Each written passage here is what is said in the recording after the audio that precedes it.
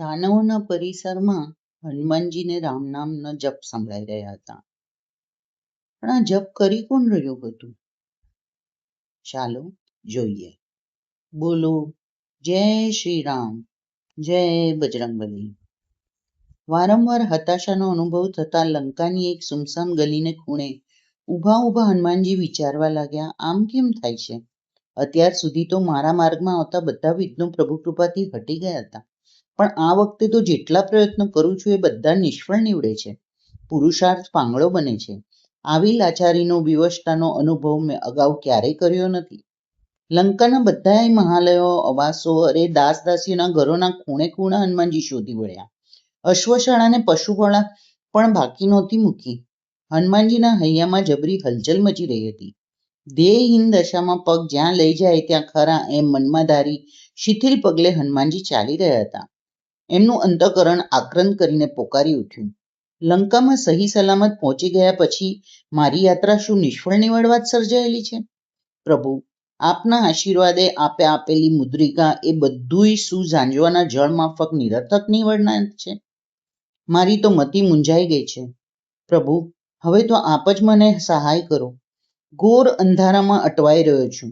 દીપક ધરી સાચો રસ્તો સુજાડો. હનુમાનજી આજુબાજુ જોઈ ચાલી રહ્યા હતા. બ્રહ્મ મુહૂર્ત ચોથા પ્રહરનો પ્રારંભ થઈ ચૂક્યો હતો. ત્યાં એમના કાને રામ નામના રાક્ષસોથી ભરેલી આ નગરીમાં રામનું નામ લેનારો તો કોઈ માયાવી રાક્ષસ જ હોવો જોઈએ, અને આ નામ લેવા પાછળ એનો આશય તો મને ફસાવાનો જ હોવો જોઈએ. હનુમાનજી મનમાં જ બબડ્યા. અવાજની દિશામાં હનુમાનજીએ નજર કરી. બેઠા ઘાટનું નાનું એવું એક મહાલય બીજા મહાલય કરતા જુદું તરી આવતું હતું. મહાલયને દ્વારે રામજીનું નામ સુંદર અક્ષરે આલેખાયેલું હતું. શ્રી હરિના આયુધો શંખ અને ચક્ર પણ ચિતરેલા હતા. આંગણામાં જ મણિરત્નોથી ચિતરેલા તુલસી ક્યારે ઘીનો દીપ જલી રહ્યો હતો. પટાંગણામાં નાનું એવું સુહામણું મંદિર હતું. હનુમાનજી દ્વાર પાસે આવીને ઊભા રહ્યા. અંદરથી રામ નામનો સ્વર આવી રહ્યો હતો. હનુમાનજીએ તરત જ મનમાં યોજના ઘડી કાઢી. બ્રાહ્મણનું રૂપ ધારણ કરી દ્વારને સહેજ ધક્કો માર્યો. દ્વાર અટકાવેલો જ હતો, એટલે હળવા ધક્કાથી જ ખુલી ગયો હતો. અંદરના આવાસમાંથી આવતા રામ નામના સ્વર સાથે પોતાનો સ્વર મિલાવતા બ્રહ્મદેવ બોલ્યા, શ્રી રામ, જય જય રામ. અંદરના આવાસમાં રામ નામનું રટણ કરી રહેલા ગૃહસ્થ ચમકીને બહાર આવ્યા. સામે કોઈ અજાણ્યા વિપ્રને ઉભેલો જોઈ તે ગૃહસ્થને ખૂબ જ આશ્ચર્ય થયું, પણ પછી તરત જ સ્વસ્થ બની જઈ આવકાર આપતા બોલ્યા, પધારો દેવ. આજે તો બ્રહ્મદેવના ચરણરજથી આંગણું પાવન થયું. પૌલસ્ત્ય પુત્ર વિભીષણ આપનું સ્વાગત કરે છે. હવે હનુમાનજી રાવણના સૌથી નાના ભાઈ વિભીષણને તરત જ ઓળખી ગયા. એમની રામ ભક્તિ જોઈ એમના સરળ અને પ્રેમાળ સ્વભાવથી પ્રભાવિત થઈ હનુમાનજીએ બ્રાહ્મણ છંદવેશ ત્યજી દીધો. વિભીષણ સમક્ષ બેસી ખૂબ જ પ્રેમ ભાવે હનુમાનજી બોલ્યા, હું અયોધ્યાપતિ દશરથ નંદન રામજીનો દૂત છું. વાનર સમ્રાટ સુગ્રીવનો સેવક હનુમાન છું. દશાનંદ રાવણે દંડકારણ્યમાંથી જાનકીજીને હરી લાવી લંકામાં જ ક્યાંક અભેદ જગાએ સંતાડ્યા છે. એમના દર્શન કરવા હું અહીંયા આવ્યો છું. એમને જ્યાં રાખ્યા હોય એ સ્થાન મને બતાવશે તો આપનો મોટો ઋણી રહીશ. રામ ભક્ત હનુમાનનું નામ સાંભળતા જ વિભીષણના અંગે અંગમાં અનેરો રોમાંચ થવા લાગ્યો. નયનોમાં હર્ષાશ્રુ ભરાઈ આવ્યા. હનુમાનજીને હૈયા સરસા ચાપતા બોલ્યા, હરિભક્તને ભેટવાનું સૌભાગ્ય જીવનમાં પહેલી વાર જ મને મળ્યું છે. આપના દર્શનથી આંખોને પાવન થવાનું સદભાગ્ય સાંપડ્યું છે. હવે હું આપને જાનકીજીનો પત્તો આપું છું. રાક્ષસ રાજના વિશાળ રાજમહેલને અડીને એક વાટિકા આવેલી છે. એનું નામ છે અશોક વાટિકા. અશોક વાટિકામાં સુંદર મજાનું સરોવર છે. સરોવરના કાંઠે જ ભૂતનાથનું ભવ્ય મંદિર આવેલું છે. એ મંદિરથી થોડે જ દૂર શિશુપા વૃક્ષની છાયામાં શોકમગ્ન સીતાજીને રાખવામાં આવ્યા છે. પણ તમે એને દૂરથી જ જોજો. અશોક વાટિકામાં સશસ્ત્ર રાખીઓ પહેરા ભરી રહી છે. મારા મોટા ભાઈ દશાનંદ સિવાય કોઈ પુરુષને પ્રવેશવાની સખ્ત મનાઈ છે. અશોક વાટિકામાં જવાનો રસ્તો મોટા ભાઈના મહેલમાંથી જ જાય છે. એક નાનું એવું દ્વાર મારા પત્ની જ જાણે છે. ઘણી વાર દ્વારેથી એ સીતાજીને મળે છે અને એમને આશ્વાસન આપે છે. મેં તમારી સમક્ષ પૂરી પરિસ્થિતિ રજૂ કરી છે. હવે સીતાજીના દર્શન કરવા કેવી રીતે અને ત્યાં સુધી પહોંચવું કેવી રીતે એ તમારે વિચારવાનું છે. હનુમાનજી બોલ્યા, જાનકીજીને કોઈ આવાસમાં રાખવાના બદલે રાક્ષસ રાજે અશોકવાટીમાં કયા હેતુથી રાખ્યા છે? રાક્ષસ રાજ તો એમને પોતાના વિદ્યાભવનમાં જ રાખવા ઈચ્છતા હતા, પણ જાનકીજીએ આગ્રહ કર્યો કે મારે તો ઉપવનમાં જ રહેવું છે. વિદ્યાભવનમાં લઈ જવાનો પ્રયત્ન કરશો તો પરિણામ બુરું આવશે. અને રાક્ષસ રાજે જાનકી માતાની એ વાત તરત જ સ્વીકારી લીધી? હનુમાનજી આશ્ચર્ય પામીને બોલ્યા. હા, સ્વીકારી લીધી, વિભીષણ બોલ્યા. તમને ખબર નહીં હોય, પણ રાક્ષસ રાજને ઋષિનો શાપ છે કે બળાત્કારે કોઈ પણ સ્ત્રી ભોગવવાનો પ્રયત્ન કરશે તો એ જ પળે તમારો નાશ થઈ જશે. એટલે વિવશ બની રાક્ષસ રાજે જાનકી માતાની વાતનો સ્વીકાર કરવો પડ્યો.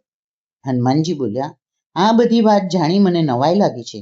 રાક્ષસ રાજે તમને મંદિર બાંધવાની અનુમતિ કેમ આપી? તમે હરિભક્તિ કરો છો એ એમને ખૂંચતું નથી? એમના શત્રુ ગણાતા રામજીનું નામ તમને કેમ લેવા દે છે? આ બધી અટપટી વાતો મારી મતીને મૂંઝવી રહી છે. હનુમાનજી, હું જે કંઈ કરું છું એ કઈ ભક્તિ કહેવાતી હશે? હું તો જન્મે રાક્ષસ છું. પ્રભુના બે નામ લઈ રહું છું. એ ક્યાંનો ભક્ત હોય? મારા મોટા ભાઈ અને ભત્રીજો મેઘનાથ તો મોટા ભાગે લંકાભારના યુદ્ધમાં જ રોકાયેલા હોય છે.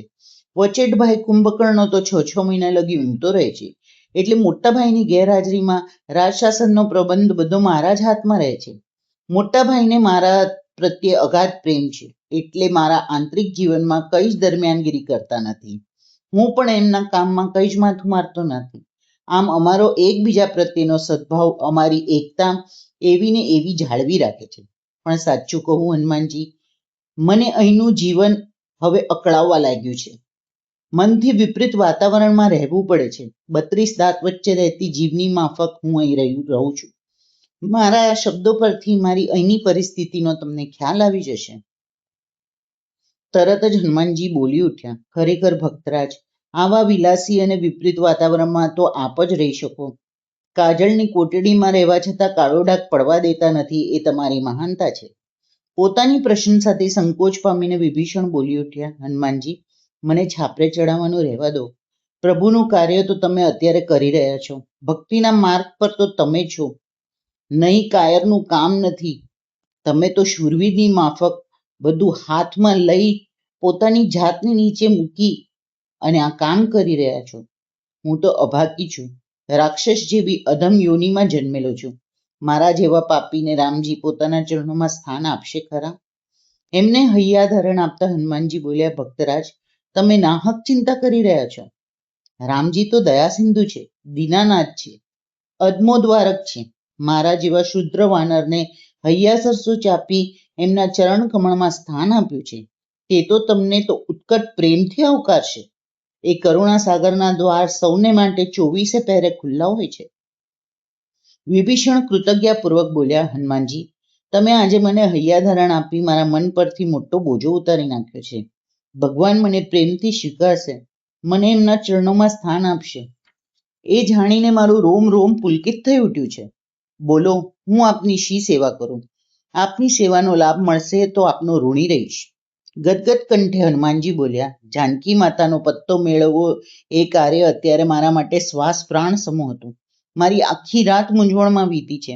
મને માતાજીનો પત્તો આપી આપે મારું એટલું મોટું કામ કરી દીધું છે કે હવે બીજું કોઈ કામ બતાવવાની ઈચ્છા જ થતી નથી. તલવારથી કાંઈક પગના કાંટા ન કઢાય. તલવારથી તો શત્રુનું માથું જ ધડથી જુદું થાય. આપના જેવું કામ નીકળશે ત્યારે અડધી રાતે આપના દરવાજા ખખડાવતો ઊભો રહીશ. આજે અજાણ્યો હતો છતાં આવી પહોંચ્યો. આવતીકાલે તો હક દાવે પગલાં જોરથી ઉપડશે. હું હવે જાનકી માતાના દર્શને જલ્દી પહોંચી જાઉં. સૂર્યોદય પહેલા દર્શન થઈ જાય તો માતાજી સાથે મેળાપ કરવાનું ઠીક પડે. વિભીષણે બંને હાથ જોડી મસ્તક નમાવી હનુમાનજીને વિદાય આપી. એ જ વેળાએ વિભીષણને પ્રતીતિ થઈ ગઈ કે આ કોઈ સામાન્ય વાનર નથી. લંકામાં પ્રવેશી આખી રાત સુરક્ષિત રહી અશોક વાટિકામાં સીતાજીને મળવા અત્યારે ને અત્યારે જવાની હિંમત ધરાવનારો વાનર કોઈ સામાન્ય વાનર ન હોય. રામજીની ખાસ કૃપા પામનારી આ વિભૂતિ જરૂર મહાન હશે. હનુમાનજી જે દિશામાં ગયા હતા એ દિશામાં ફરીથી માથું નમાવી વિભીષણે આદર ભાવ વ્યક્ત કર્યો. કાલે જોશું હનુમાનજી અને સીતા માતાનું દિવ્ય મિલન.